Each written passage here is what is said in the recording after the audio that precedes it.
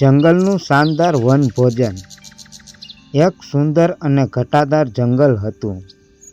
ચોમાસું હમણાં જ પૂરું થયું હતું અને ચારે બાજુ હરિયાળી છવાયેલી હતી। એક દિવસ જંગલના રાજા સિંહે વિચાર્યું કે બધા પ્રાણીઓ પોતપોતાના કામમાં વ્યસ્ત રહે છે, તો કેમ ન આજે બધા સાથે મળીને વનભોજન પિકનિક કરીએ।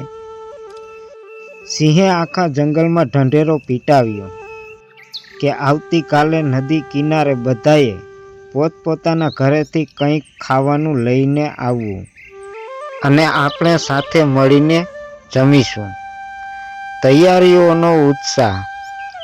બીજા દિવસે સવારથી જ જંગલમાં ભારે ઉત્સાહ હતો। સસલાભાઈ તાજા અને લાલચોળ ગાજર લઈને આવ્યા। હાથીભાઈ આખા શેરડીના સાઠા ઉપાડી લાવ્યા।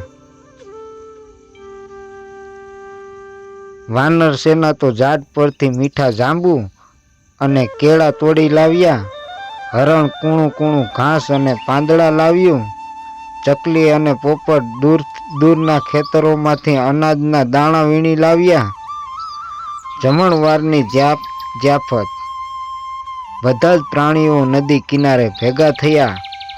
સિંહે બધાનું સ્વાગત કર્યું। વાનરોએ નદી કિનારે મોટા પથ્થરો સાફ કર્યા અને ત્યાં પાંદડા પાથરીને થાળીઓ બનાવી। હાથીભાઈએ પોતાની સૂંઢથી નદીમાંથી ઠંડુ પાણી લાવી બધાના પીવા માટે વ્યવસ્થા કરી। શિયાળભાઈએ બધાને પીરસવાની જવાબદારી લીધી। જ્યારે બધું પીરસાઈ ગયું ત્યારે દ્રશ્ય જોવા જેવું હતું। સસલાના ગાજર, વાંદરાના કેળા, પોપટની કેરીઓ અને પંખીઓના દાણા, બધું જ એટલું સ્વાદિષ્ટ લાગતું હતું કે બધાના મોઢામાં પાણી આવી ગયું। આનંદ અને મનોરંજન। જમ્યા પછી બધાએ ભેગા મળીને ગીતો ગાયા। કોયલે મધુર ગીત ગાયું અને મોરલાએ કળા કરી નૃત્ય કર્યું। હાથીએ નાના પ્રાણીઓને પોતાના પીઠ પર બેસાડી સવારી કરાવી।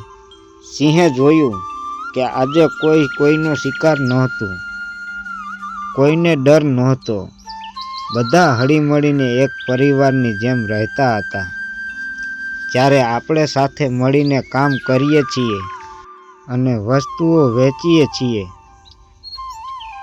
ત્યારે તે આનંદ બમણો થઈ જાય છે। સંપમાં જંપ છે। આ વાર્તા ગમી હોય તો મારી ચેનલને સબસ્ક્રાઈબ કરી દેજો।